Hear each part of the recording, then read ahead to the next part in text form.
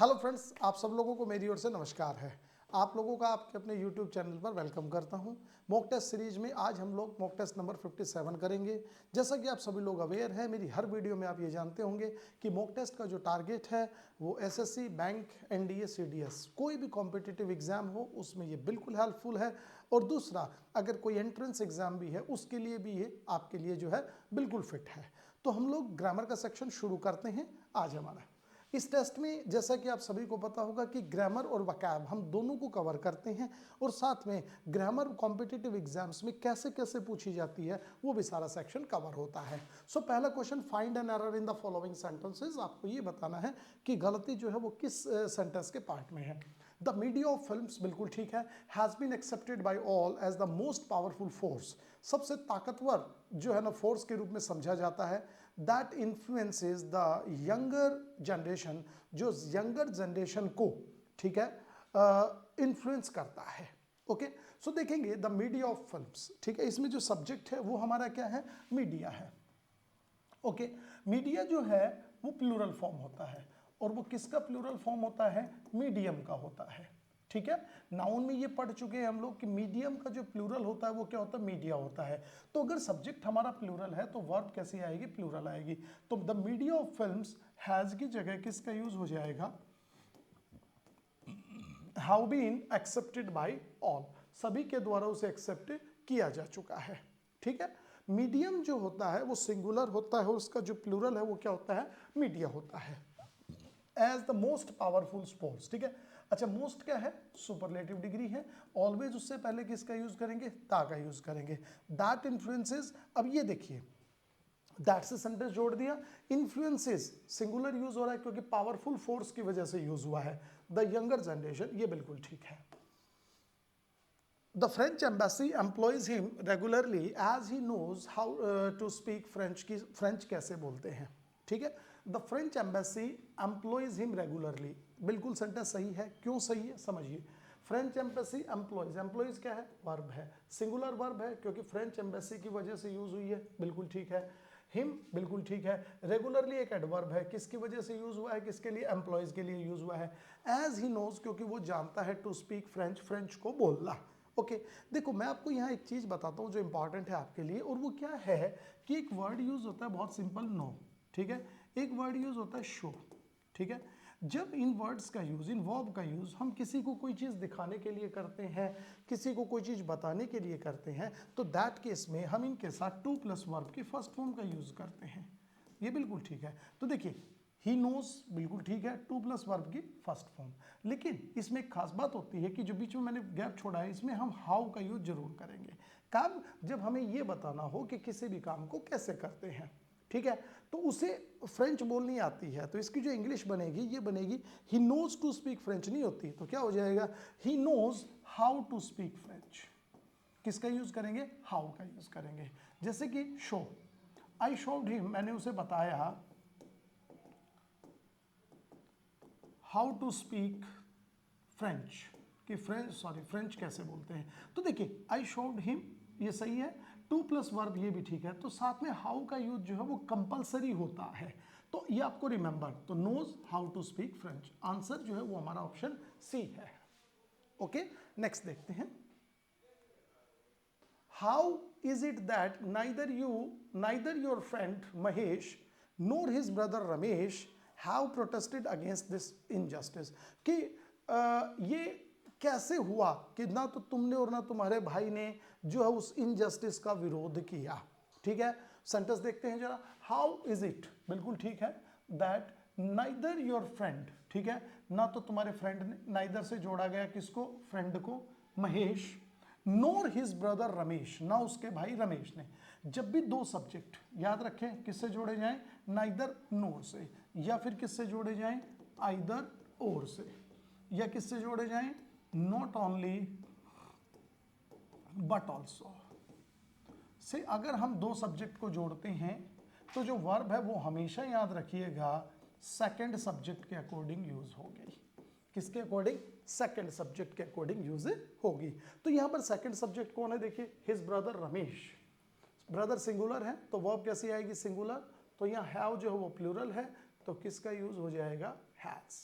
Protested against. अच्छा, protest जो होता है उसका मतलब विरोध करना होता है, और प्रोटेस्ट के साथ ऑलवेज रिमेंबर किसका यूज होगा, अगेंस्ट का यूज होगा। ओके, नेक्स्ट देखते हैं। As the thieves run out of the bank, जैसे ही चोर बैंक से बाहर आए, they got in to the getaway car, वो गेट वाली जो कार थी खड़ी हुई थी उसमें भाग गए, which was waiting with its engine running, जो इंतजार कर रही थी, क्या कि मतलब चालू थी और चोरों का ही इंतजार हो रहा था और उसमें बैठ के चले गए। ओके, सेंटेंस को ध्यान से देखेंगे। As the thieves run out of the bank, जैसे ही थीव्स जो है वो बाहर आए बैंक से, they got in to the getaway car, ये दे किसके लिए यूज हुआ है, थीव्स के लिए। Rain out of, rain out of sentence ठीक है, रन आउट ऑफ का मतलब के बाहर आना, ठीक है, जैसे कि गेट आउट ऑफ बोलते हैं ऐसे ही रेन आउट ऑफ होता है, ये सही है, ठीक है। द गेटवे कार यानी कि जो गेट के ऊपर कार खड़ी हुई थी, ये विच किसके लिए यूज हुआ है आप देखेंगे तो कार के लिए यूज हुआ है। वॉज वेटिंग, ये भी सही है। विद इट्स, इट्स किसके लिए यूज हुआ है, कार के लिए, ये भी सही है। तो हमारा जो आंसर है वो क्या है, डी, नो एरर का ऑप्शन है। कॉम्पिटिटिव एग्जाम में 10 में से एक क्वेश्चन ऐसा भी आता है, 2 क्वेश्चन भी आ जाते हैं जिनका आंसर नो एरर होता है। स्टूडेंट्स की आमतौर पर आदत होती है कि वो रट के और ऑप्शन ABC मारता है, तो इसी तरीके से माइंडसेट आपका ठीक वैसा ही हो जाए तो क्वेश्चन मैं ऐसे सेट करता हूं। ओके, नेक्स्ट देखो। द एग्जामिनेशन बिगिंस, एग्जामिनेशन शुरू होता है फ्रॉम मंडे नेक्स्ट वीक, अगले वीक में जो मंडे आएगा उस दिन शुरू हो जाएगा। इन जनरल जब टाइम की बात होती है, और टाइम की भी बात ऐसे होती है जब कोई काम किसी टाइम पर होना होता है, तो उसके लिए हम फ्रॉम का नहीं किसका यूज करेंगे, ऑन मंडे का यूज करेंगे। B answer is correct, on Monday next week. ठीक है जी, याद रखेंगे आप इसको। नेक्स्ट देखेंगे। He had lost a ring, उसने एक अंगूठी खो दी, इन द सैंड, रेत में, and I helped him search for it, मैंने उसकी मदद करी उसको खोजने में, but it was a look for a needle in a हेस्टेक, और ये अंगूठी का खोजना ठीक उसी तरह से था जैसे कि हम घास के ढेर में, सूखी घास के ढेर में एक सुई को ढूंढे। ठीक है, अब सेंटेंस को देखते हैं। देखिए, ही हैड लॉस्ट, उसने खो दी, हैड प्लस वर्ब की third form, a ring in the sand, रेत के अंदर, ये सही है, इन द सैंड बोल सकते हैं, इनटू मत बोलिएगा, in the sand is correct expression. And I help him, मैंने मदद की, ये भी सही है। सर्च फॉर इट, उसकी तलाश के लिए। अब सवाल आता है कि सर हेल्प जो वर्ड है उसके बाद हम बेयर इंफिनिटिव का यूज करेंगे, तो ये सर्च सही है। फॉर इट, उसके लिए, इट किसके लिए यूज हुआ है, रिंग के लिए। बट इट वॉज, ये कैसा था, है a look for a needle in हेस्टेक, sentence गलत हो गया, बट इट वॉज, ठीक है, तो क्या आंसर हो जाएगा, अ looking, it was a looking for a needle. क्यों होगा लुकिंग फॉर, लुक फॉर का मतलब होता है किसी चीज की तलाश करना, तो लुकिंग फॉर का मतलब क्या होता है, जब हम किसी चीज की तलाश कर रहे थे, यानी कि जब हम ढूंढ रहे थे, तो it was, you can say that looking for, okay, क्या, a haystack, looking for a needle in a haystack. तो लुक फॉर की जगह किसका यूज हो जाएगा, लुकिंग फॉर। लुकिंग फॉर का मतलब तलाश करना। ऑप्शन क्या हो जाएगा, सी हमारा करेक्ट आंसर हो जाएगा। N individual can through appeal, एक व्यक्ति, एक कोई भी पर्सनल जो है कह सकते हैं, कोई भी एक व्यक्ति अपनी अपील से टू द जुडिशरी, जुडिशरी से वो रिक्वेस्ट करके प्रिवेंट, रोक सकता है, the government to do any injustice, कि वो सरकार को रोक सकता है कि सरकार कोई भी अन्याय ना करे। यानी कि आप कोर्ट की मदद ले सकते हैं, और कोई सिंगल आदमी भी ले सकता है, ऐसा नहीं है उसके लिए 1000-2000 लोगों की जरूरतें होती हो। देखेंगे जरा sentence, N individual can through appeal, बिल्कुल ठीक है, एन इंडिविजुअल सही है, इंडिविजुअल से वोवल साउंड आ रहा है, हमने एन का यूज कर दिया। कैन थ्रू अपील, ठीक है, ये सेंटेंस जो है अपील के थ्रू ऐसा कर सकता है, to the judiciary, okay, prevent the government. हाँ, तो सेंटेंस को देखो कैसे यूज हुआ है, an individual can prevent the government to do any injustice, कैसे रोक सकता है, through appeal to the judiciary. Sentence ऐसे है। अब आप इसको ये मत समझिएगा कि कैन मॉडल है, मॉडल के बाद वर्ब कहां पर है, तो वर्ब देखिए ये रहा आपका। ओके, बड़ा अच्छा कॉम्प्लेक्स सा सेंटेंस लिखा गया है। An individual can through appeal to the judiciary, बिल्कुल ठीक है ये। Prevent the government to do any injustice, अन्याय करने से रोक सकता है। प्रिवेंट का मतलब होता है रोकना। अच्छा, क्या करने से रोकना? अन्याय करने से। तो जब आप किसी को कोई काम करने से रोकते हैं ना, कोई भी काम, तो जो प्रिवेंट वर्ड होता है उसके साथ फ्रॉम का यूज एज ए प्रपोजिशन होता है, याद रखना है आपको। तो प्रिवेंट के साथ किसका यूज हो जाएगा? फ्रॉम। और आगे क्या करने से रोक रहे हैं? अन्याय करने से, तो फ्रॉम। तो ये वाला सेक्शन आपका गलत है, तो किसका यूज हो जाएगा? Prevent from doing any injustice. To का यूज नहीं करेंगे आप। ऐसे कई एक्सप्रेशंस होते हैं, जैसे कि देखो मैं आपको बताऊं, इंटरेस्टेड जो वर्ड है उसके साथ इन का यूज होगा, डिफिकल्टी के साथ भी इन का यूज होगा, देखिए, ठीक है। जैसे कि she is interested to buy a computer. क्या सेंटेंस सही है? जल्दी बताएं आप। गलत है। कैसे गलत है? देखिए, इंटरेस्ट आ गया, इंटरेस्ट के साथ इन का यूज हो गया, इन प्रपोजिशन है, और इनके बाद किसका यूज होगा? जिरिंड का यूज होगा। जिरिंड मतलब वर्ब की फर्स्ट फॉर्म प्लस है आईएनजी, तो आप ऐसे बोलिए। सेम कॉन्सेप्ट यहां पर है। प्रिवेंट, प्रिवेंट के साथ किसका यूज होगा? फ्रॉम, और आगे क्या आ जाएगा आपका? जिरिंड आ जाएगा। तो प्रिवेंट टू डू मत बोलो, क्या बोलो? From doing so. ये याद रखना है। एसएससी ने ये क्वेश्चन कई बार पूछा है, बैंक में भी ये क्वेश्चन कई बार आया है। तो जो बच्चे इन जनरल एसएससी की तैयारी करते हैं, बैंक की करते हैं, एग्जाम दोनों कंबाइन होकर देते हैं, तो उसमें क्वेश्चन आपका छूटना नहीं चाहिए। ये बेसिक चीजें ध्यान रखनी है। In almost all developing countries, लगभग सारे विकासशील देशों में, एस्टिमेट्स इंडिकेट्स, जो एस्टिमेट है वो ये बता रहे हैं, ठीक है, that every 6 seconds one child dies and another becomes disabled। Her 6 second में एक बच्चा जो है मर जाता है और दूसरा जो है वो डिसेबल हो जाता है as a consequence of disease, ठीक है, बीमारी के परिणाम स्वरूप। और ऐसी बीमारियां that can be prevented with immunization, जिनको हम रोक सकते हैं किनसे? इम्यूनाइजेशन से, यानी कि वैक्सीन वगैरह लगा के। In almost all developing countries estimates, ठीक है, इंडिकेट्स, ओके, एस्टिमेट जो है वो इंडिकेट करते हैं, हाँ, तो एस्टिमेट्स नहीं है ये, ठीक है, एस्टिमेट्स सॉरी, ठीक है, इंडिकेट, ये प्रिंटिंग मिस्टेक है, इंडिकेट कर लेना इसको, ओके। हाँ चलो अब बताते हैं। In almost all developing countries estimates indicate that every 6 seconds, her 6 second में, one child dies and another becomes disabled as a consequence of disease that can be prevented with immunization। Just इससे पहले वाला question मैंने आपको करवाया है, अगर आपको ध्यान हो तो मैंने क्या बताया है? प्रिवेंट के साथ किसका यूज करेंगे? फ्रॉम का। इम्यूनाइजेशन से बीमारियों को रोका जा सकता है, यही कहना चाह रहे हैं ना। तो देखिए, प्रिवेंट विद इम्यूनाइजेशन नहीं, किसका यूज होगा? Prevent from immunization. अभी ये देखेंगे, जस्ट क्वेश्चन नंबर 5 जो है ये रहा, प्रिवेंट फ्रॉम, सेम ये रहा, प्रिवेंट विद इम्यूनाइजेशन नहीं, फ्रॉम इम्यूनाइजेशन।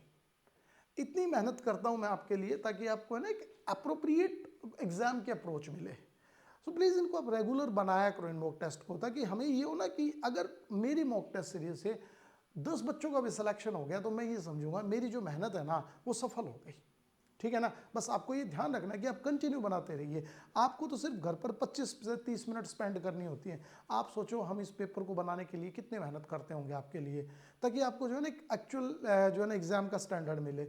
एक जो लेक्चर आपके लिए प्रिपेयर होता है वो एक लेक्चर सिर्फ 25 मिनट का नहीं होता, वो पीछे के हमारे 5 से 6 घंटे की जो है ना, और बल्कि 5 से 6 दिन की मेहनत होती है। क्वेश्चन सोचते रहते हैं आपके लिए, दिमाग में पढ़ाते पढ़ाते चलते रहता है। तो थोड़ा सा ध्यान रखेंगे इस तरह के क्वेश्चन का। The great wall of China, जो चाइना की ग्रेट वॉल है, ये एक अजूबा है अपने आप में। तो कोई भी यूनिक चीज होती है उसके साथ हम दा का यूज करते हैं। ऑफ चाइना बिल्कुल ठीक है। Is the one structure build by man, okay, ये वो स्ट्रक्चर है जिसे इंसान के द्वारा बनाया गया है। विजिबल फ्रॉम द मून, जो मून से दिखता है, मून भी यूनिक है, दा का यूज हो गया, okay. Is the one structure build by man, okay, is the one, देखिए स्ट्रक्चर स्पेशल है, दा का यूज हो गया। पैसिव वॉइस में बोल रहा है, ऐसा स्ट्रक्चर जो इंसान के द्वारा बनाया गया है। तो पैसिव वॉइस जब भी बनाएंगे इज एम आर के साथ वर्ब की थर्ड फॉर्म का यूज होगा। देखिए इज तो यूज हो गया, इज द वन स्ट्रक्चर, लेकिन बिल्ड, बिल्ड की थर्ड फॉर्म क्या होती है आपकी? बिल्ट होती है। क्या होती है? बिल्ट। तो ऑप्शन क्या हो गया हमारा? बी हो गया। क्लियर है? याद रखना है। नेक्स्ट देखो, फ्लावर्स वो फूल दैट आर जस्ट पिक्ड, जो अभी अभी पिक किए गए हैं, begins to rot in 15 seconds, 15 second में ही मुरझाने शुरू हो गए, ठीक है, मुरझाने शुरू हो जाते हैं, जो अभी अभी तोड़े गए हैं, जो अभी अभी मतलब क्या बोलते हैं जिसको तोड़ने के तुरंत बाद मुरझा जाते हैं। फ्लावर्स प्लूरल है, that are, that relative pronoun का काम कर रहा है, आर सही है, जस्ट पिक्ड ये भी ठीक है। अब ये जो बिगिंस वर्ब है ये किसके अकॉर्डिंग यूज होगी, फ्लावर्स के अकॉर्डिंग यूज होगी, ओके, तो यहाँ किसका यूज हो जाएगा, प्लूरल वर्ब है तो बिगिन का यूज होगा, begin to rot in 15 seconds, answer C is correct, answer C is correct, ठीक है ना। नेक्स्ट देखेंगे, अब आ जाइए आपका सिनोनिम्स का सेक्शन शुरू करते हैं। एक पहला वर्ड दे रखा है वैनिश, वैनिश का मतलब क्या होता है, वैनिश का मतलब होता है गायब हो जाना, जैसे कि एक एडवर्टाइजमेंट भी आता है ना, वो एक पाउडर सा आता है कि दैट इज वैनिश, तो सारे दाग गायब, ओके, तो वैनिश का मतलब गायब हो जाना, तो इसका एग्जाम जो है ना वो सिनोनिम क्या होगा, डिसअपियर, डिसअपियर का मतलब क्या होता है, गायब हो जाना, किसी चीज का खत्म हो जाना, एकदम से खो जाना, that is called vanish, okay. Reveal का मतलब होता है किसी चीज का सामने आना, एक्सपोजर, भेद खोलना, एक्सपोज करना किसी को, एक्सपोज, ओके। एक्सप्लोर का मतलब भी यही होता है, इंक्रीज का मतलब होता है बढ़ाना, किसी चीज को एनहांस करना, ठीक है, एनहांस। स्प्यूरियस, स्प्यूरियस का मतलब होता है क्या होता है, स्प्यूरियस का मतलब होता है धोखेबाज किस्म का आदमी, बनावटी आदमी, जिसको हम कह सकते हैं हमारी लैंग्वेज में spurious, bluff master, a person who is not real, bluff master, you can say cheat is correct, bluff master, okay। तो इसका सिनोनिम क्या हो जाएगा, फेक, फेक का मतलब भी क्या होता है, फर्जी, जो दिखावा करे, दिखावा करे, ग्यूलिबल, वो तो खैर सॉरी ग्यूलिबल तो अलग वर्ड हो गया, जिसे आसानी से बेवकूफ बनाया जा सकता है वो ग्यूलिबल होता है, तो उसको हम यहाँ पर नहीं लेंगे। Bluff master is appropriate word, okay. Next देखेंगे, ओबीडियंट, सीधा साधा, यू कैन से। मोडेस्ट का मतलब होता है हम्बल, बहुत ही पोलाइट, मीक, डोसाइल, ये लीजिए। एंटोनिम बताना है, एंटोनिम देखिए एक वर्ड यूज हुआ है आपके सामने, मैलिस, मैलिस का मतलब क्या होता है, मैलिस का मतलब होता है ईर्ष्या, किसी से मतलब जेलसी फील करना, is known as malice, okay. इसका जो सिनोनिम हो सकता है वो हो सकता है इल विल भी हो सकता है, दुर्भावना रखना किसी के लिए, वेनम भी हो सकता है, वेनम का मतलब भी होता है बुरा, वेनमस जहर के लिए भी यूज होता है। ग्ली का मतलब होता है खुश होना, that is known as glee, glee का मतलब होता है खुश, ठीक है। इसको आप बोल सकते हैं हिलारिटी भी होता है, खुशी के लिए यूज होता है। हेट, लोथसम, लोथसम सही है। रेस्पेक्टेबल, रेवरेंट हो जाता है, रेवरेंट का मतलब भी सम्माननीय होता है, तो इसका अपोजिट बताना है, एंटोनिम बताना है, तो मैलिस का हो जाएगा goodwill, C option is correct, we have C option is correct. Next देखेंगे, जेनियल, जेनियल का मतलब होता है सुहाना, बड़ा अच्छा सा, प्यारा सा, दैट जो कई बार वेदर नहीं होता है, बादल बादल हो रखे हैं, ठंडी ठंडी हवा चल रही है, और आसमान में धूल वगैरह भी नहीं है, पॉल्यूशन वगैरह भी नहीं है, आप गार्डन में बैठे हुए हैं, फूलों से अच्छी अच्छी खुशबू आ रही है हवा के साथ, दैट इज कॉल्ड जेनियल, ओके। सो इसका जो है ना हमें बताना है सुहाना, अच्छा, लेकिन कई बार पता क्या होता है, मूड जो है ना वो हॉस्टाइल भरा हो जाता है, उस वक्त में कोई डिस्टर्ब करने आ जाए, सो जेनियल का जो आंसर हो जाएगा वो क्या हो जाएगा आपका, हॉस्टाइल। हॉस्टाइल का मतलब क्या होता है, हेट, ईर्ष्या, ओके।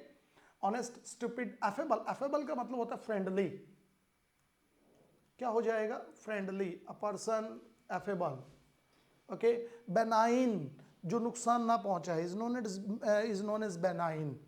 एक सेकंड बात मैं आपको और बता देता हूँ, वोकैबुलरी को है ना यार, आप लोग बेशक ये याद रखें, कई बार स्टूडेंट्स के कमेंट होते हैं सर वोकैब कराओ, सर वोकैब कराओ, वोकैब यार, वोकैबुलरी को एक याद करने का मैं एक सिंपल तरीका बताता हूँ, वो पता क्या है कि आपको इनको बार बार बोलना पड़ेगा, बार बार पढ़ना पड़ेगा।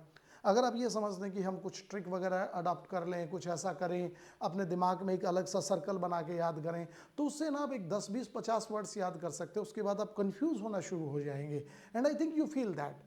मैं आपको एक सिंपल बात बता देता हूँ कि hard work is the key to success, आपको मेहनत करनी ही पड़ेगी, बिकॉज आप एक साल की मेहनत में आप थ्रू आउट लाइफ का जो है ना आप सेट कर रहे हो अपनी, तो उसमें मुझे नहीं लगता कि ये भी कोई बहुत बड़ा इन्वेस्टमेंट आप कर रहे हो। वकैब याद कीजिए, आपकी वकैब अच्छी होगी, सो उसके लिए बार बार पढ़ो। बस ये मत सोचो कि कोई ये वर्ड ऐसा मैं जुगाड़ बना लूँ, ये बना लूँ। ठीक है, कुछ टाइम के लिए ऐसा सही है, लेकिन लॉन्ग टर्म और जो वोकेबुलरी एग्जामिनर पूछता है, नहीं नहीं, फार बियॉन्ड द जो बोलते हैं ना आपका मैजिक से दूर है। ठीक है, ध्यान रखेंगे आप। चलो आगे चलिए। Written law of a legislative body. Okay, written law of a legislative body, ठीक है, इसको क्या बोलते हैं? मतलब एक लिखा हुआ कानून किसी भी बॉडी का is known as statute. A option is correct. Static का मतलब होता है जो का त्यों, स्टेचर का मतलब होता है दैट पर्टिकुलर हाइट, जैसे कि पर्सन बोलते हैं ना स्टेचर, हाँ, दैट इज कॉल्ड स्टेचर। अच्छा, स्टेबल का मतलब होता है स्थिर, घोड़े वगैरह जहां बांधे जाते हैं उसके लिए स्टेबल वर्ड यूज होता है। 16 पर आएंगे। The study of worms and insects, insects मतलब कीड़े मकोड़े, कीड़े मकोड़ों का अध्ययन करना के is known as entomology. B option is correct, entomology. Okay, ornithology का मतलब होता है पक्षी विज्ञान। टैक्सीडर्मी का मतलब, टैक्सीडर्मी बड़ा अच्छा वर्ड है। टैक्सीडर्मी का मतलब होता है जैसे कि किसी कपड़े के अंदर या किसी स्किन के अंदर ऐसे किसी चीज़ों को ठूस के भरना जिससे वो किसी एनिमल की शेप में दिखने लग जाए, किसी पर्सन की शेप में दिखने लग जाए, उसको हम बोलते हैं टैक्सीडर्मी। ओके, अच्छा ठीक है। ये क्या, पैलियोंटोलॉजी का मतलब होता है फॉसिल फ्यूल्स, जो प्लांट्स होते हैं ना, फॉसिल हो गया, फ्यूल्स जो होते हैं उनकी स्टडी करना इज कॉल्ड प्लांटोलॉजी। ओके, तो हमारा the study of worms and insects is called entomology. 17 पर आएंगे। Choose the correctly spelled word. आपको एक ऐसा वर्ड बताना है जो बिल्कुल सही जो है ना चूज किया गया, जो सही स्पेल्ड है, that is called revolutionize. C option is correct. Can you see the sun in the sky?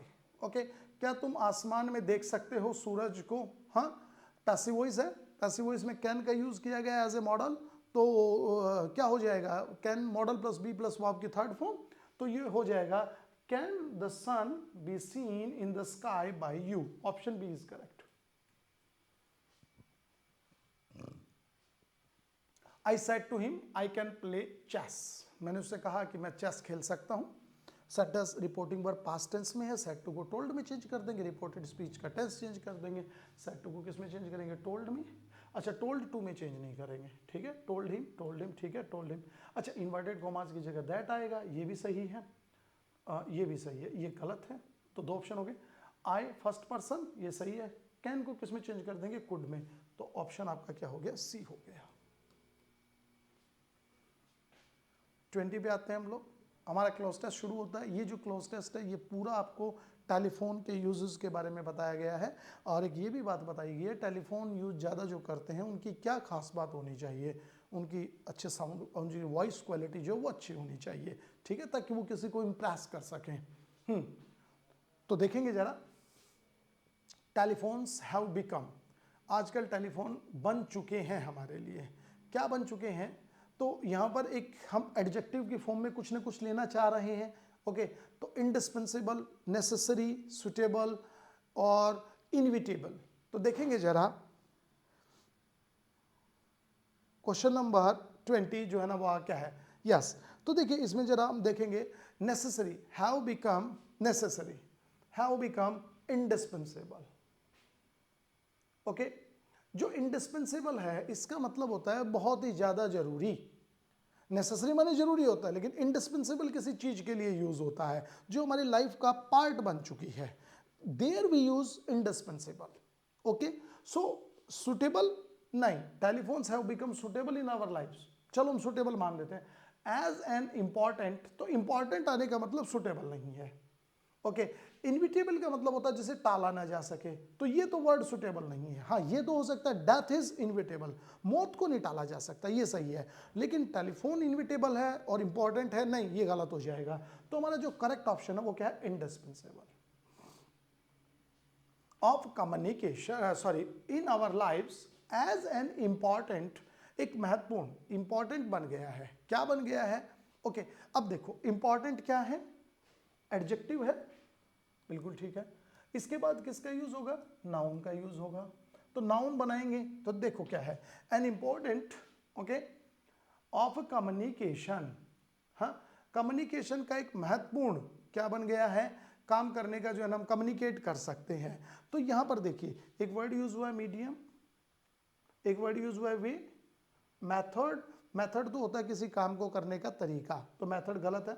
Major माने होता है मापना किसी चीज को, ये भी गलत है। वे और मीडियम, तो टेलीफोन क्या है हमारा, मीडियम है। अच्छा, मीडियम क्यों यूज किया हमने, मीडियम सिंगुलर है, बिल्कुल ठीक है।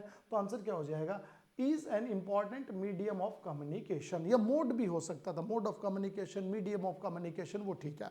तो ऑप्शन हमारा क्या हो जाएगा, मीडियम हो जाएगा of communication. On any given day, किसी भी दिन, एन इंडिविजुअल स्पेंड करता है ठीक है, डील ऑफ टाइम, किस चीज पर, टेलीफोन पर। कितना समय, तो बता रहा है बहुत ज्यादा टाइम वो अपना स्पेंड करता है। तो लार्ज तो हाइट को डिनोट करता है, गलत है। ह्यूज अमाउंट को डिनोट करता है, नहीं। बिग भी साइज को डिनोट करता है, गलत है। तो यहां पर क्या ऑप्शन हो जाएगा, ग्रेट। तो great deal of time, large deal नहीं होते, ग्रेट डील ऑफ टाइम, ठीक है, ऑफ टाइम। टॉकिंग, बात करते हुए, किस चीज पर बात करेगा, talking on the phone, by the phone तो होता ही नहीं, फोन पर बात करता है, तो talking on the phone, C option is correct. The of a person's voice, किसी भी पर्सन की जो वॉइस है, ओके, एंड आर्टिकुलेशन, और जो बोलने का तरीका है, can be a good, okay. So क्या कह रहे हैं, the okay, the nature of a person's voice, किसी भी पर्सन की नेचर, वॉइस का नेचर नहीं होता, ये तो गलत है। टाइप भी नहीं होता है, किस तरीके की वॉइस है ना, उसकी जो बात किसकी हो रही है, टाइप की नहीं हो रही, क्या हो रही है उसकी, काइंड की भी नहीं हो रही, क्वालिटी की हो रही है। क्यों हो रही है, देखो आगे, and articulation can be a good, एक अच्छा हो सकता है, क्या, क्वालिटी की बात हो रही है। तो option D is correct. The quality of a person's voice and articulation can be a good, okay, can be a good, क्या हो सकता है, साइन, साइन तो किसी बीमारी के भी हो सकते हैं, किसी पर्सन की कोई जो है ना वो सिग्नेचर करने के फॉर्म में यूज हो सकते हैं, नहीं। रेलिवेशन, भेद खोला, रेविलेशन, सॉरी ये भी गलत है ना, नहीं। इंडिकेटर, इंडिकेटर का मतलब क्या होता है, दर्शाने वाला, जैसे कि घर में भी इंडिकेट करते हैं ना, हम इंडिकेटर लगा देते हैं ताकि लाइट का पता चले, इंडिकेशन नाउन हो गया। तो यहां पर indicator can be a good indicator, एक अच्छा जो है ना वो क्या हो सकता है, इंडिकेटर हो सकता है, ऑफ हिज और हर पर्सनालिटी, उसके व्यक्तित्व का, एंड दैट इज, इसीलिए, that is why, that is why का मतलब क्या होता है, इसीलिए, दैट इज वाई, इसीलिए, दैट इज हाउ नहीं, ठीक है। यहां पर वाई का जो यूज है वो कोई सवाल पूछने के लिए नहीं हो रहा है, दैट इज वाई का मतलब क्या होता है, इसीलिए। जैसे हम लोग बात करते हैं ना किसी, that's why I am doing this, इसीलिए मैं इसको कर रहा हूं, that is why I am helping you, मैं तुम्हारी मदद कर रहा हूं, ठीक है। It is important to possess the right skills to communicate on the phone, कि फोन के ऊपर अच्छे स्किल के साथ हम बात करें। सो ये हमने 26 क्वेश्चंस आपको कराए हैं। I hope I can think कि आपको बहुत अच्छा लगा होगा। सो प्लीज़, अगर आपको बढ़िया लगता है, अच्छा लगता है, तो share and subscribe. Thank you for watching, bye.